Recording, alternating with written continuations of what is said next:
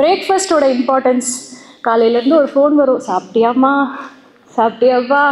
Importance of breakfast பற்றி சொல்லணும்னா your whole life depends on that. இங்கே சில பேர் இருக்காங்க when you do intermittent fasting and all of that who can skip breakfast. அது அவங்க பாடிக்கு செட் ஆகும். But 90% of our genetic makeup and the way we function in India, நம்மளோட circadian rhythm, சூரியனோட தூங்கி எந்திரிக்கிறது, சூரியன் மறையிறதுக்குள்ளே கம்மியாக சாப்பிட்டு தூங்குறது கேள்விப்பட்டிருக்கீங்களா?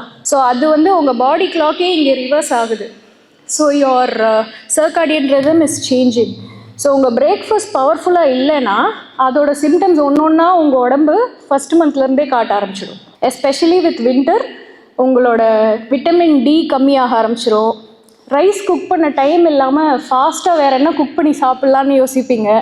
அப்போ விட்டமின் B12 கம்மியாகும். இது ரெண்டும் கம்மியாச்சுன்னா ஹோம் சிக் ஜாஸ்தி ஆயிடும்.